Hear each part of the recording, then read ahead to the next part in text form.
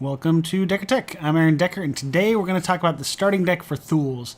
And by starting deck, I mean I'm going with the High Madness, Top Madness here. I just took off Poverty just to tweak the numbers here a bit, because in a normal run, you're going to do some divinations and get some starting cards. But in this case, I skipped all the divinations, so this is the bare bones minimum of what you should expect from Thuls. And we'll talk a little bit about maybe some upgrades if you have more cash or more shards to spend on him. But you should be able to do this in every run.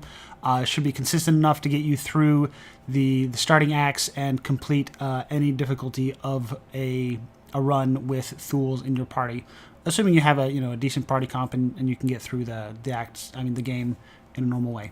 So enough babbling there. So starting off in the starting deck, what we're going to do is we're going to upgrade the dual strikes to the 1-cost version. They start out 2-cost, and we just really can't afford to maintain that. The front monster is an issue, but just anything 2-cost is just we don't have enough energy to maintain that. And dual strikes are where we want to be, because they do both slashing and piercing damage. Means that they double dip into sharp and mark, which are two ways to upgrade Thuls. Maybe you even give Thuls bless from another character. So these are the kind of the staple cards that we're going to be running on him, as well as ambush. We're going to keep the ambush. No need to upgrade it. Just too expensive to do so. Eventually, we're going to replace or additionally to running ambush, we're going to run Fan of Knives.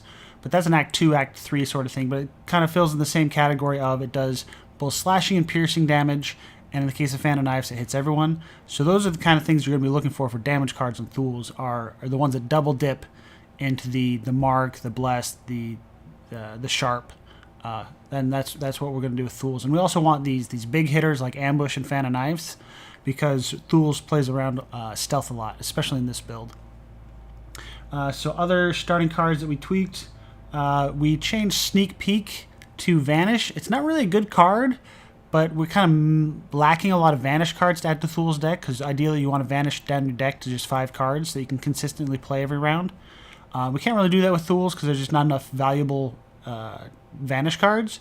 So what we did do is upgrade this Sneak Peek so that it gets out of the deck, because we really don't like this. Because what happens is, to play Sneak Peek you have to have Stealth, and you'll actually find that once you get some of the talent cards on Thuls, this gain 4 Stealth is actually less Stealth than he has before he casts it. So it actually actively hurts our damage to cast this card sometimes, to play this card sometimes.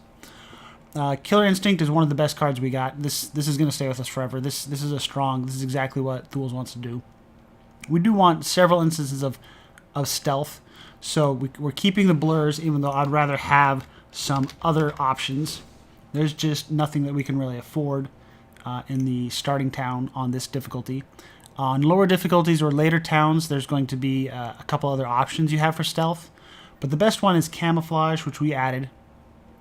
This one applies sharp as well.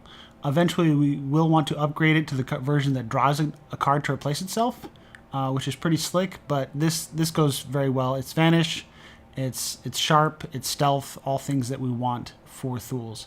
We also added a Chant of Accuracy, because more sharp. This will affect both the slashing and the piercing on dual strike, so every stack of sharp will increase our damage by 2, not just 1, which is exactly what we want to do.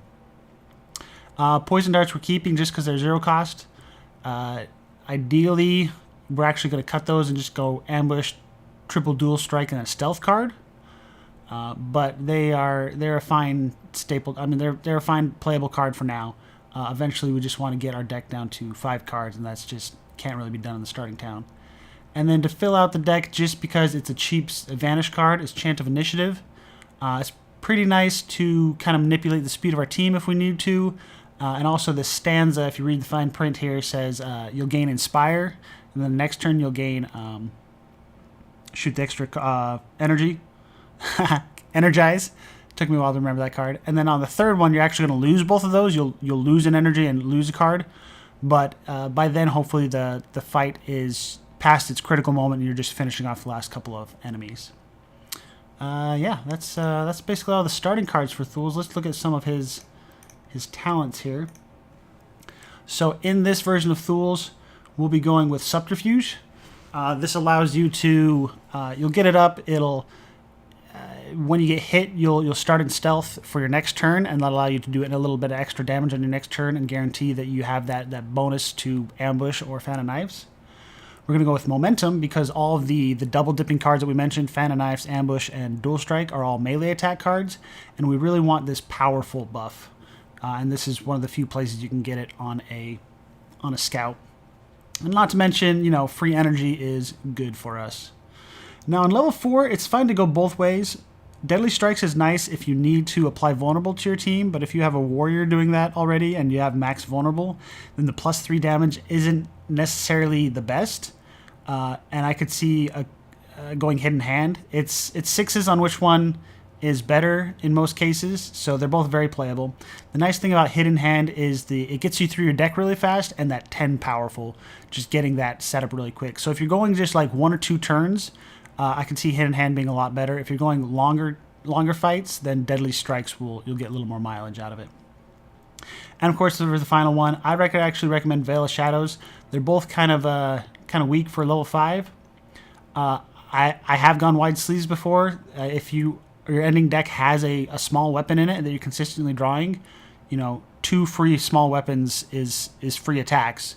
But I actually just find that I get more damage out of this starting the round stealth. Because remember, this has gain 2 stealth, but that's not including any stealth bonuses Thuls has. So this also allows for very consistent gameplay of starting every round in stealth. And if you have the subterfuge going, that's an additional 2. So you can get some really powerful attacks coming out of the start of every turn. So it's a little lackluster, but it's still very strong. Either way, the whole point of this is that we're looking at trying to get the deck to be a consistent, get you through the first act. And when you're playing Thuls, he's not really bringing any mark or vulnerable or anything like that to the table. You're not going to be singing songs with him like you would Andrin or the new Frog Bard when he comes out. You're just here to do some damage, and you're going to do that with high damage attacks that benefit from stealth and all these double dipping sharp stuff. So you want to get as much sharp on him as possible, and bless on him or mark on the enemies, and just do some damage with Thuls. Hopefully that's some help. Items. I don't really think we need to talk about items. There's nothing really everything's pretty straightforward to him. Plus sharp, survival items, plus stealth. You know, anything that looks like it would be good for Thuls is probably good for Thuls. You know what I mean? There's no standout items there. And yeah, if you have any questions, please let me know, and I will catch you in the next video. Peace.